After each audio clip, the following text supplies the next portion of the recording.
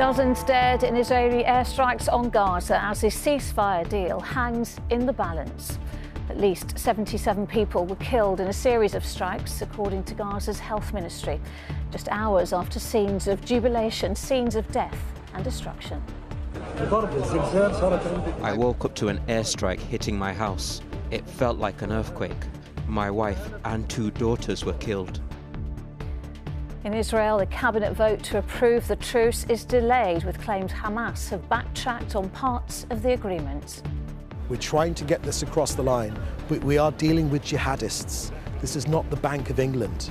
That said, we're willing to pay a painful price to get our people home. As the clock ticks down on ceasefire deadline on Sunday, a fragile deal is now in limbo. Also tonight. Here, the Home Secretary announces fresh inquiries into grooming gangs. The Conservatives say they don't go far enough. The family of schoolgirl Eliane Andam, stabbed to death in a row over a teddy bear, say they will honour her memory as an 18-year-old is convicted of her murder. The suspended Labour MP Mike Amesbury pleads guilty to assaulting a constituent in a late-night punch-up. And... yay, good boy! Harvey the Wonder Dog, 200 words and counting. Meet Britain's brainiest pooch.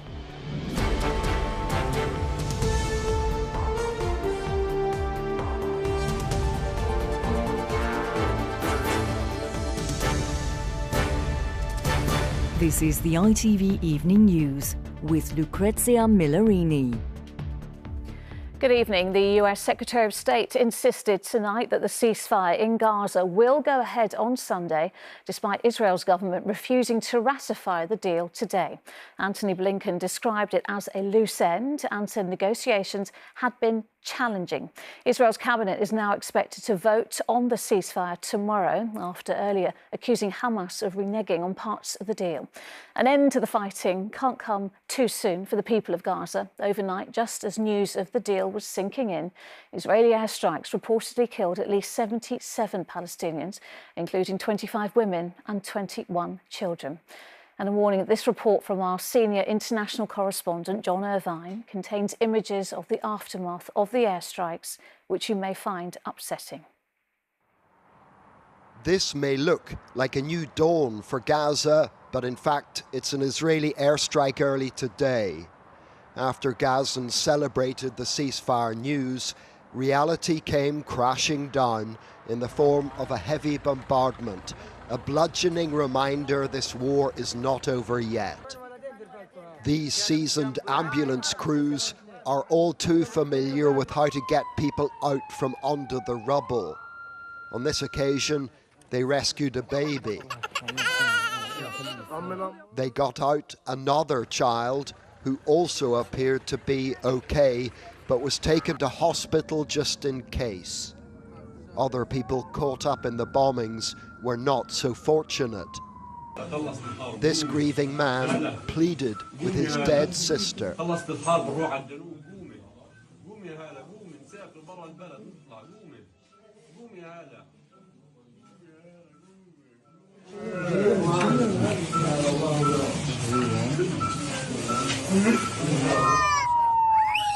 The Hamas-run health ministry has reported dozens of fatalities since the deal in Doha was announced. Many women and children have been injured or killed. It seems the countdown to Sunday is going to be a bloody one. I woke up to an airstrike hitting my house. It felt like an earthquake. My wife and 2 daughters were killed, said this man. Just look at the devastation. 27 of our neighbours lost their lives, said another. Even by the standards of the deadliest war ever fought by Israel and the Palestinians, these air raids looked cynically vengeful and excessive. The Baptist Hospital in Gaza City has been dealing with many of the injured and the dead.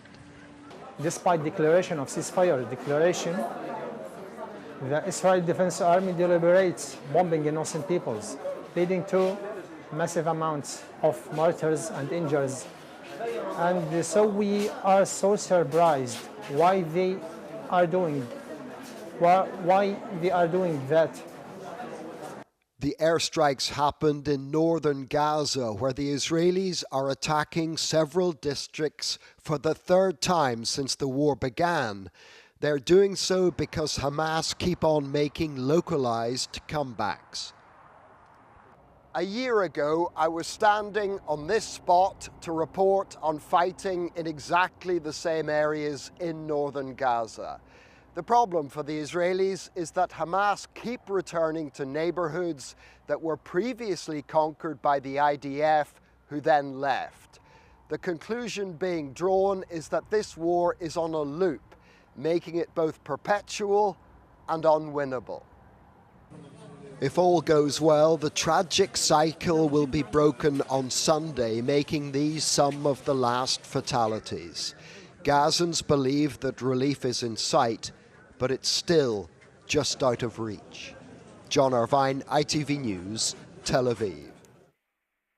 Well, many Israelis too are desperate for an end to the war, especially families of the remaining hostages who are waiting for news about their loved ones. Not everyone is happy with the deal, though, and there have been vocal anti-ceasefire protests, but there is pressure on both Hamas and Israel's government to stick to Sunday's deadline. Here's our international editor, Emma Murphy. There is a deal in principle, but not yet in practice. The Israeli military is still very much waging its war in Gaza. That its political masters have not yet voted to approve the ceasefire agreement is being blamed on the foe they said they would destroy before doing any deal. That foe, Hamas, denies making any additional demands. Israel says it has. Israel wants it to happen. Our negotiating team, they're in Doha right now. We're trying to get this across the line, but we are dealing with jihadists. This is not the Bank of England. When you make a deal with jihadists, it's a very, very difficult process. But that said, we're willing to pay a painful price to get our people home. For the right wing of the government and society, that price is too painful. For once in this war, the coffins are empty, but they're laid out by the families of soldiers killed on October the 7th to protest against Israel's acceptance of the ceasefire deal. They, like the right wing of the government, believe that without the complete destruction of Hamas, the bodies of Israelis will fill other coffins in the future. Ministers and Prime Minister, if you're going to vote to that deal, unfortunately, this is not going to be a presentation. It is families that don't know now that they will need to deal with the pain that we're dealing since October 7th. The deal is far from perfect in timing or detail, but it's a deal that may see the 98 hostages returned. We wanted a better deal. We need to return everybody. We pray for them, but we wanted that after 15 months, Hamas is going to be destroyed and not going to get some of his demands. Hamas have claimed the deal as a victory over Israel, but the deal has been a long time coming, adding to the more than 47,000 Palestinian lives lost. This deal should have been done a long time ago. Hamas has repeatedly agreed on all proposals basically presented, and Israel found a way to come about and not to execute or sign. But I believe with the incoming U.S. administration headed by Donald Trump, I think the equation is different, and Israel is pressured into not sabotaging the deal this time around. There are 3 nights and 2 days left until the ceasefire will be implemented. How long those days and nights must feel now. We can speak to Emma now. And Emma, when will this deal be delivered? Well, it looks like that deal will go to the vote here in Jerusalem tomorrow morning. We think that there will be a meeting of the cabinet and that then it will get approved. Of course, we were expecting that might happen this morning, but there have been these considerable delays. But there seems to be a confidence now in all quarters that they will be able to get this voted on in the coming day, and that will mean that they will be able to get that ceasefire into operation on Sunday, as had been planned stand in the original deal that was announced yesterday. But you can only imagine how incredibly stressful it is for people in Gaza and also for the families of the hostages as they wait and hear all the backwards and forwards and the arguments that have gone on over the past 24 hours, never mind over the past 15 months. And I think there's no harm in this in a way for Israel, because they can distract from the divisions within the country. They can use Hamas and blame Hamas for what they say were changes that Hamas have denied, in order to really take the pressure off them, because they do face a lot of opposition to this deal from the right wing of the cabinet and also from the right wing of society, who feel that when they went into this war, they did so on the premise that they were going to wipe Hamas off the face of the earth, to quote the Israeli government. And that has not happened. And I think that there is great frustration in that. But for the families of the hostages and for those in Gaza, this deal may have been a very long time coming, but it is welcome, however imperfect it actually is. All right, Emma in Israel, thank you. Well, here, after growing pressure, the Home Secretary has announced the government will fund a number of local inquiries into grooming gangs and order police forces to reopen some historic grooming cases. Yvette Cooper told MPs a pilot programme of 5 local inquiries into child sexual exploitation could be rolled out to other areas. It came after online criticism from Elon Musk, and in recent days 3 Labour MPs have publicly backed calls for a national inquiry. The Conservatives said the announcement was wholly inadequate, as up to 50 towns could be affected. From Westminster, here's our political correspondent, Harry Horton. In recent weeks, the calls have grown louder. We need a full national inquiry. Launch a national inquiry. A limited national inquiry. Calling for a national inquiry into child sexual abuse in towns and cities like Oldham, Rotherham and Bradford. The government has resisted and says its focus is on implementing previous inquiries. But today, the Home Secretary announced further action. Even when these shocking crimes were brought to light and national inquiries were commissioned to get to the truth, the resulting reports were too often left on the shelf as their recommendations gathered dust. So under this government, that has changed. We are taking action, not just on those recommendations, but on the additional work we need to protect victims, put perpetrators behind bars, and to uncover the truth wherever things have gone wrong. The government says Baroness Louise Casey will conduct a 3-month review into the scale of child sexual abuse. It will back local inquiries in Oldham and 4 other pilot areas. Police will be told to look at cases where no action was taken and improve ethnicity data collection. Maggie Oliver resigned from the police to speak out for abuse victims and this week wrote to the Home Secretary demanding more action. Is this government now, do you think, moving in the right direction, or is this still too slow? What I find disappointing is that a week ago, the Prime Minister was accusing people like me and victims and survivors of grooming gangs of being far right and jumping on a bandwagon. A week later, we have a statement which suggests that they are going to do something about this. And I find it really disappointing that this appears to me like a knee-jerk reaction. Opposition parties following posts by Elon Musk have led calls for a national inquiry, repeated today. It doesn't need to take forever. It can have a limited terms of reference. So all work being done in this space is welcome, but we still need a national inquiry. After weeks of heated political debate, abuse victims may hope action and justice are getting closer. Well, Harry is in the Houses of Parliament tonight. Harry, is this a U-turn? Well, this all started earlier this year when Oldham Council were denied a request for a government-led inquiry into historic child sexual abuse in the town. Tonight, the leader of Oldham Council has welcomed this announcement from the Home Secretary, which includes government support for locally led inquiries in Oldham and 4 other places. Now, the government are fairly clear this is not the national inquiry that some have been calling for. Government sources have told me that ministers were working on this issue of child sexual exploitation, looking into it last year. But today's announcement is, at least in part, a response to lots of the noise we've seen from Elon Musk and others in recent weeks, and they may well feel tonight that they've got the government to act on this issue sooner than they otherwise would have done. All right, Harry in Westminster, thank you. A teenager has been found guilty of murdering schoolgirl Eliane Andam in a row over a teddy bear. The court heard how Eliane, who was 15, was stabbed as she stood up for her friend in Croydon in South London. Her killer, 18-year-old Hassan Santamu, had a history of attacking girls and carrying knives. Outside court, Eliane's family said the conviction sent a message that violence against young women will not go unanswered. Mahathir Pasha reports. What's your name? What's your name? John. His name isn't John, it's Hassan Santamu, and today he becomes a convicted murderer. I didn't even do nothing, bro. The 17-year-old's bus pass gave the police the clue they needed to arrest him in September 2023.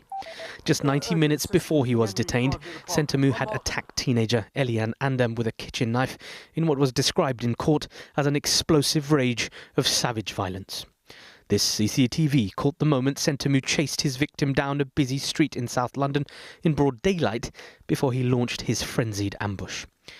The guilty verdict for murder and possession of a knife was welcomed by Eliane's family today, but justice will not bring back their young girl. At just 15 years old, she had her whole life ahead of her, filled with hopes and dreams for the future, all cruelly taken away from her and from us. Her death has left a void in our lives that can never be filled. I want to collect the stuff from Hassan. In this video posted on social media, Eliane explains the purpose of a meeting in Croydon was to exchange belongings between Santamu and his ex-girlfriend, who was her friend and who she was accompanying. But whilst the friend returned her ex-boyfriend's things, he showed up empty-handed, instead leaving home carrying a knife after feeling disrespected by the group of girls the day before. They'd thrown water at him because they did not like the way he had treated their friend. In what was described as an act of solidarity by prosecutors, Eliane snatched the items Santamu had received after the meeting in Croydon and attempted to run off. But this would be her final act.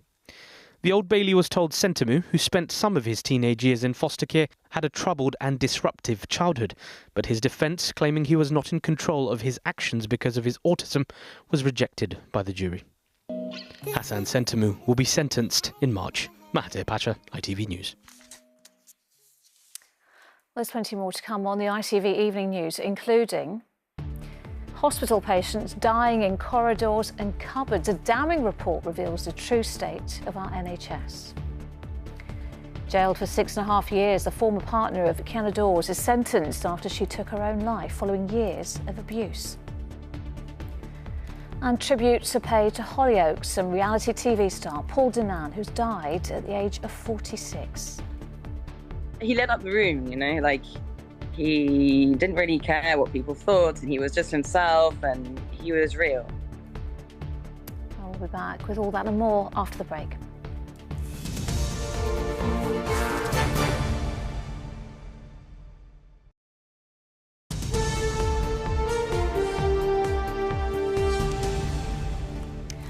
Hello and welcome back. England's NHS has experienced its busiest week of the winter so far, with hospitals at bursting point and staff under incredible pressure.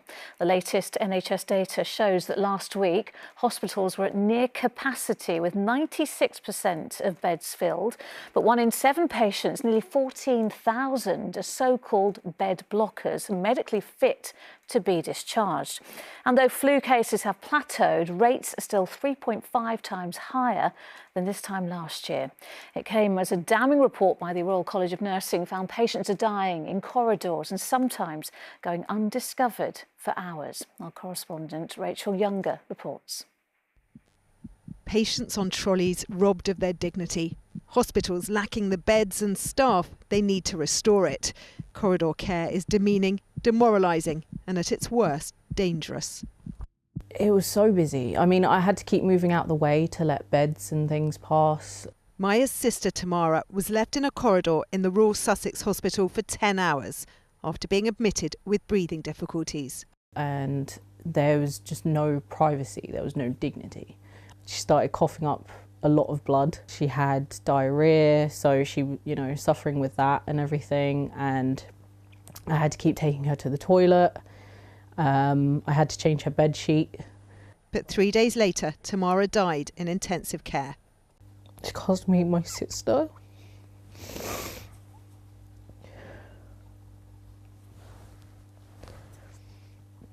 My best friend.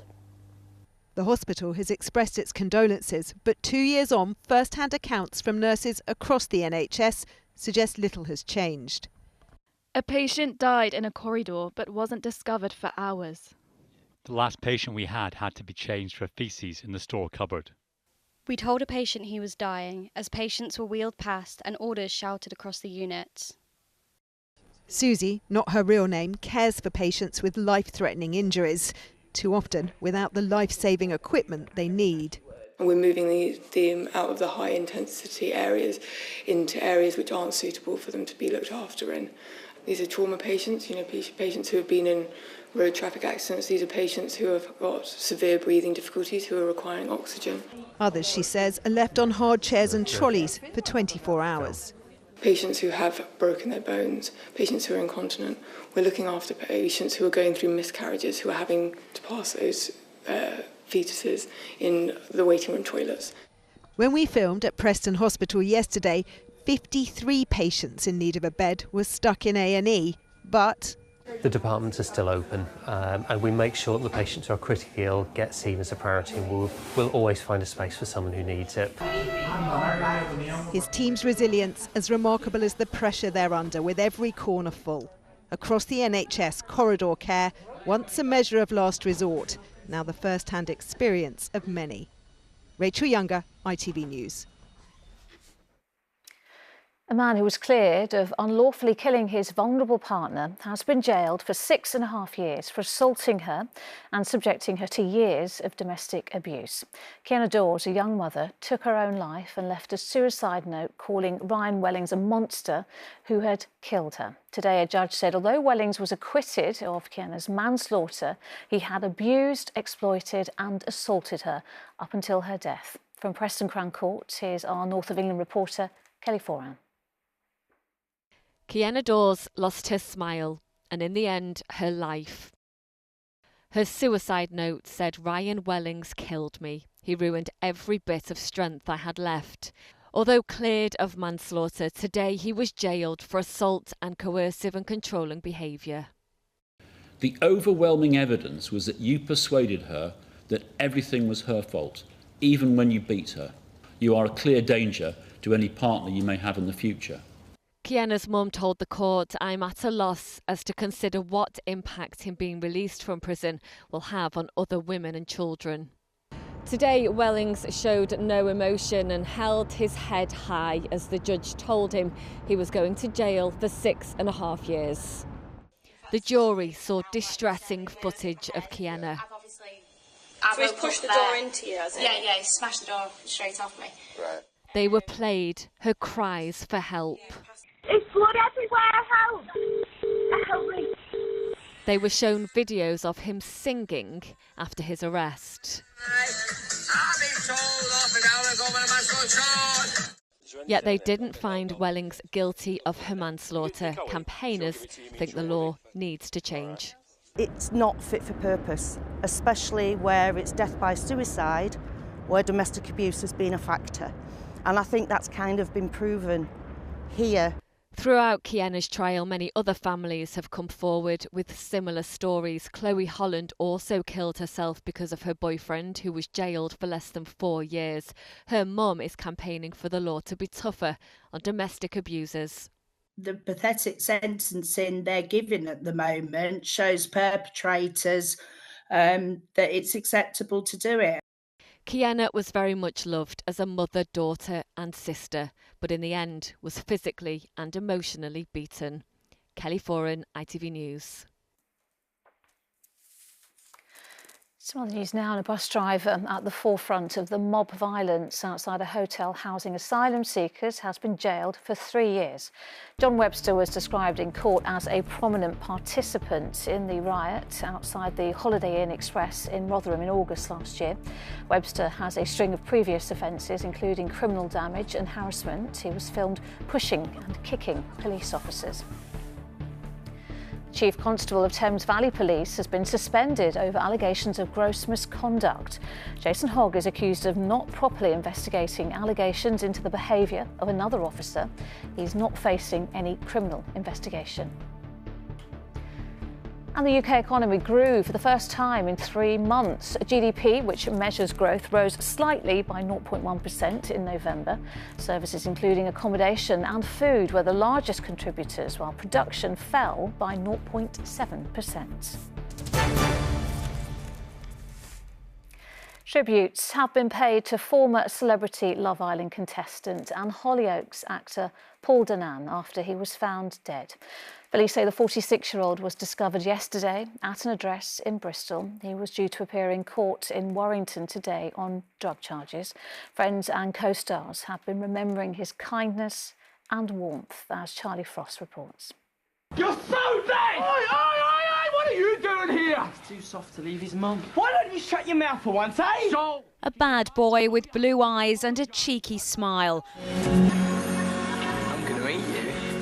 Paul Danan burst onto screens as tearaway soul Patrick in Hollyoaks in 1997. Just 19, he was part of the early cast of Channel 4's newest soap and quickly became a fan favourite. Paul was an amazing actor, but he was also an amazing father. He was an amazing man. He could walk into a room and just light up the whole room with his smile. Callum or Paul, one of you will be joining Isabella for the next 48 hours. Born in Essex, after leaving Hollyoaks, Paul returned to TV in Celebrity Love Island in 2005. His energy the perfect fit for reality television. Paul. Then in its infancy. It's really sad, you know. I think he'll be really missed because he was like, he lit up the room, you know, like he didn't really care what people thought, and he was just himself, and he was real. I'm Paul Danan, and I can be a bit of a loose cannon. Diagnosed with ADHD, Paul spoke openly about his struggles with drug and drink addictions, notably staying sober during his appearance on Celebrity Big Brother. Entertaining, that's me. OK, stand back, stand back. More recently, Paul had started a drama school for adults with addiction issues. The star himself still pursuing his first love, acting. If music be the food of love, play on. Give me excess of it. Paul had been due to appear at Warrington Magistrates Court today on drug possession charges. The cause of the 46-year-old's death hasn't been shared publicly. His management team describing him as an exceptional talent and a beacon of light. Oh, Charlie Frost with that report. Now you're watching ITV Evening News. It is 7 o'clock, just after 7. Here's what's still ahead. MP Mike Amesbury pleads guilty after punching a constituent during a night out. One of India's top Bollywood stars is stabbed multiple times after an attempted robbery at his home. The Prime Minister reaffirms his support for Ukraine on his first visit there since taking on the role. Plus, Harvey, go find sushi. Go find sushi. And I am with a dog that has learnt a whole menu of words and so much more. Good boy. And I'm afraid it's a rather grey outlook for much of the country as we head through the next few days, but I will try and pick out where the best of the sunshine will be. Full national forecast coming up later in the programme.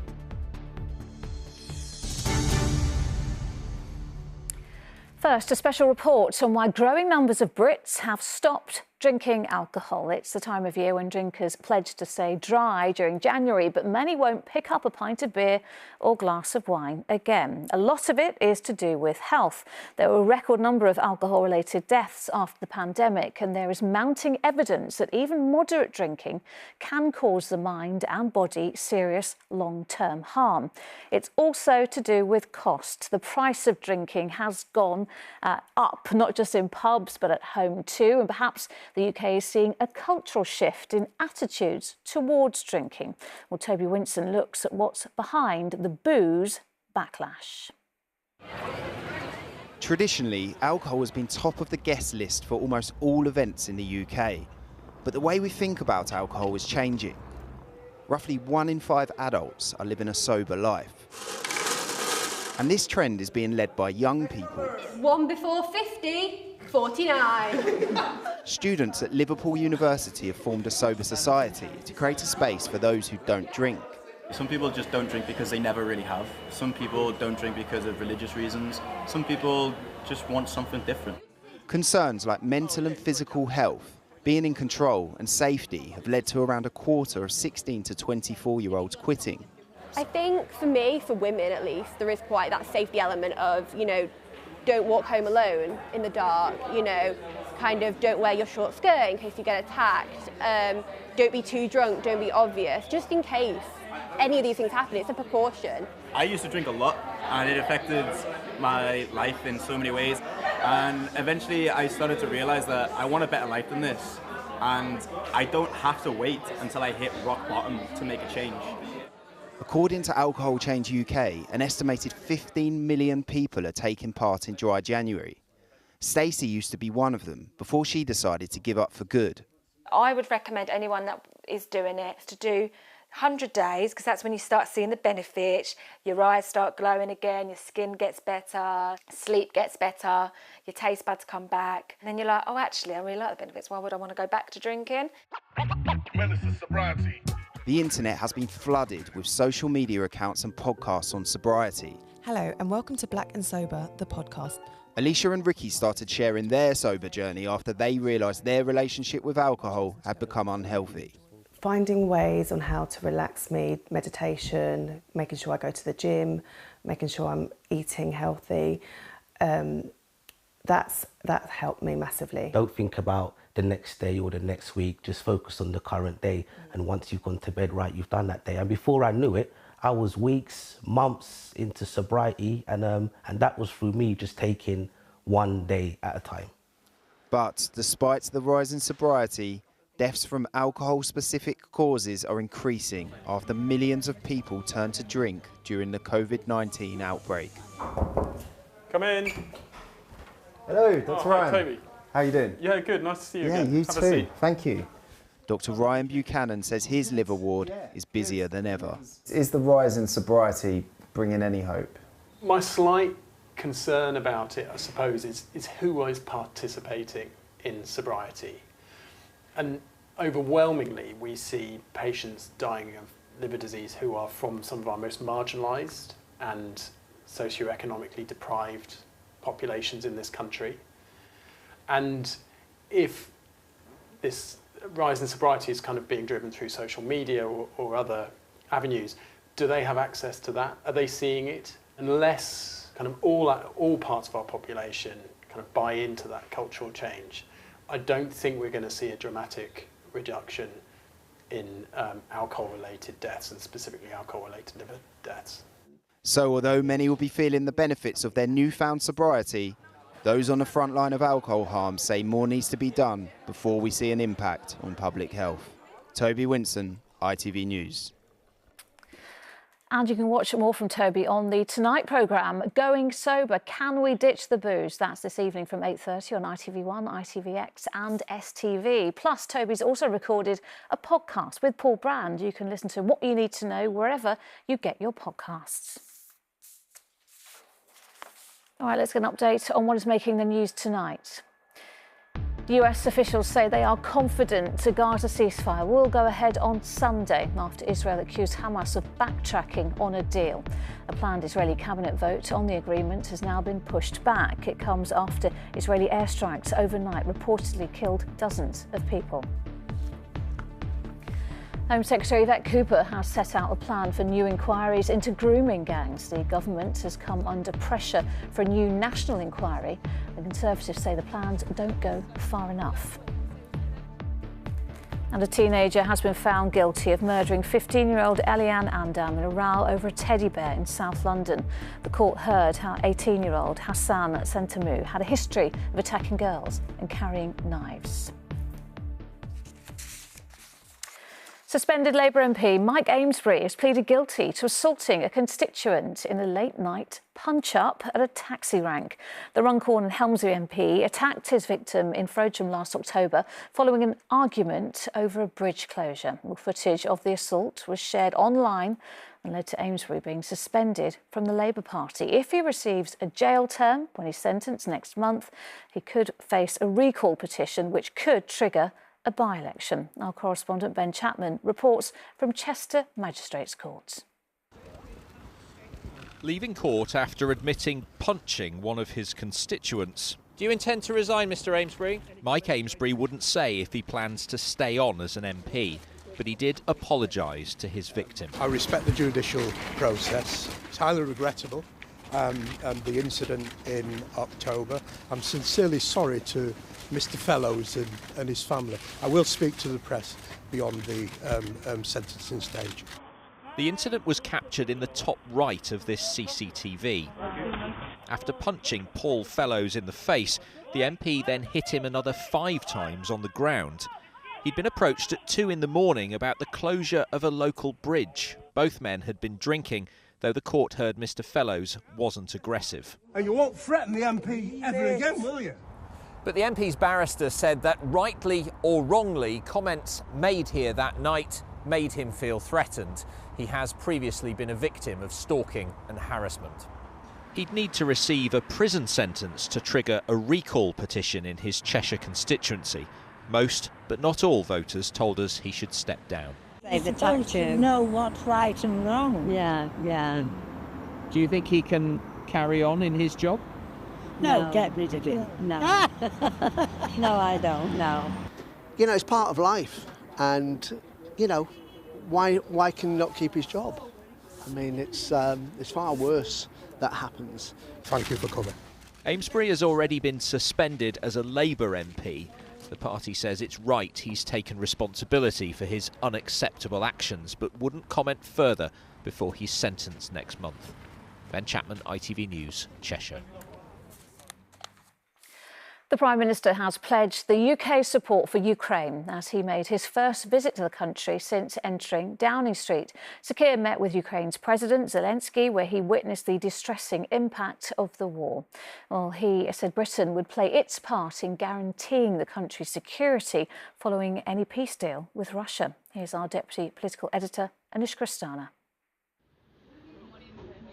It was Keir Starmer's first trip to Ukraine as Prime Minister, where almost 3 years since Russia's invasion, the devastation keeps coming. So you were 200 metres away from living here. This, the fallout of a drone strike on Kyiv on New Year's Day that killed 2 eminent scientists. At a burns unit, the Prime Minister described these injuries as a grim reminder of the heavy price Ukraine is paying, and heard this warning. If Ukraine falls, there won't be Europe. I completely agree, and it's so important that we must and we will stand with Ukraine for as long as is possible. That's why I'm here. This visit was designed to show President Volodymyr Zelensky Britain's support as the world prepares for a second Donald Trump presidency. The leaders signed a landmark 100 years partnership, bolstering military cooperation and community ties. The route to a just and lasting peace comes through strength. In 2025, the UK will give more military support to Ukraine than ever before. The deal draws on £12.8 billion already committed to Ukraine since the start of the war, with Starmer and Zelensky using the same 3 words. Peace through strength, echoing the exact phrase that Donald Trump has placed at the heart of his defence strategy. Got to be a deal. No, got to be a deal. The president-elect has raised fears in Ukraine by threatening to withhold aid and demanding a quick deal that experts warn could cost the country 20% of its territory.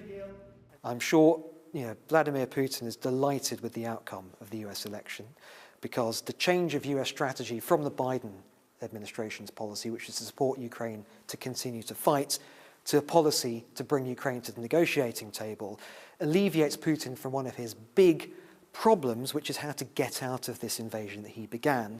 Starmer is not the only European leader rushing to meet Zelensky in the days before Trump's inauguration. As countries seek to shore up their support for Ukraine, which has already lost so much in this war and could now lose more. Anushka Astana, ITV News. Sir Ed Davey has called for the UK to rejoin the EU's custom union to turbocharge growth. The Liberal Democrats leader said the country needs closer ties to the bloc to deal with the incoming Trump presidency.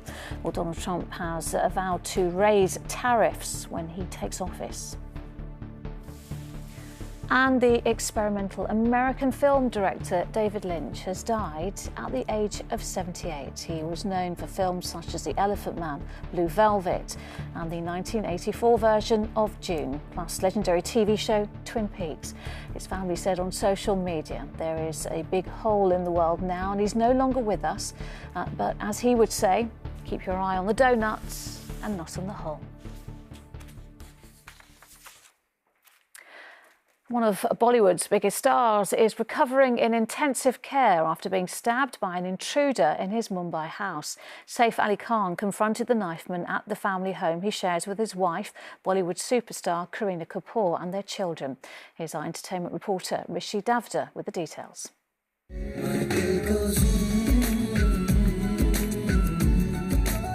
Saif Ali Khan has been one of Bollywood's most bankable leading men for decades. Born to famous parents, a national cricket captain and an actress, he's long been a star in his own right. Success which afforded him a luxury Mumbai apartment with on-site security. But this morning, in a suspected robbery attempt, a suspect broke in and stabbed the actor 6 times, once dangerously close to his spine. The 54-year-old was rushed to hospital for surgery. He is completely stable now. He is recovering well and out of danger. The suspect escaped and police are looking for this man, seen leaving Khan's building at 2:30 in the morning. The actor is married to fellow Indian cinema icon Kareena Kapoor and has appeared in around 70 films and TV shows. The father of 4 lives in the city's upscale Bandra suburb with his wife and 2 youngest children. This is like a wake-up call for everybody. The family's neighbour, actress Karishma Tanna, said it's time for everyone to tighten security, while industry experts say the stabbing has spread fear.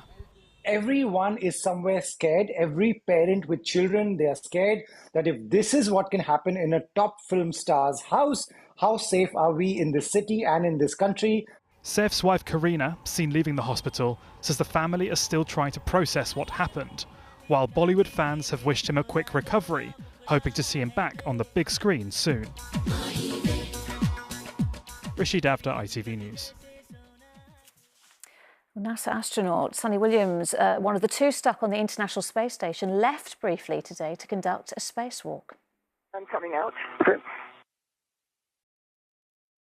Well, we're going to see some live pictures now. They've just gone back inside the space station. That's them right now. But earlier, Williams was performing some maintenance work alongside colleague Nick Hague. She and Butch Wilmore were meant to return to Earth last June after a week-long mission. A technical fault, though, has delayed their homecoming until March at the earliest.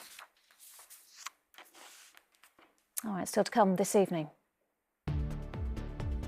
Is this a clever collie Britain's brightest dog? And it looks like any sunshine will be short-lived over the next few days. It is also set to stay on the cold side as well. Full details coming up in a couple of minutes. Yeah, join me and Alex after the break. It's going to be great.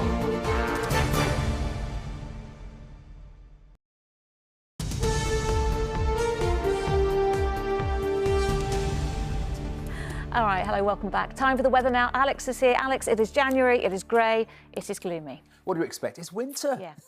Of course, we'd all love a bit of sunshine. And of course, actually, last week when it was bitterly cold, we were treated to some sparkly wintry sunshine, but that hasn't been the case for all of us over the last few days. Let's take a quick look at the satellite picture from around midday today, and it does show we've still got that bank of cloud, which has been across the southeast through today and also up towards the northwest, slightly cloudier conditions here.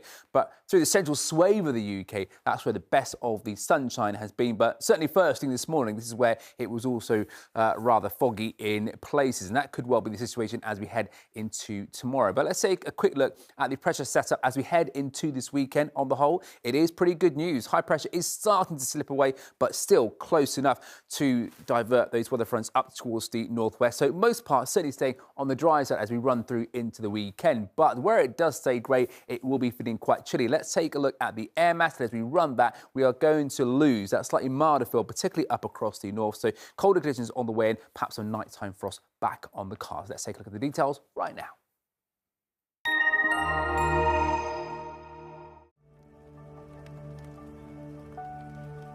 Visibility may be low this evening as the cold weather hits. Heinz Soups sponsors ITV National Weather.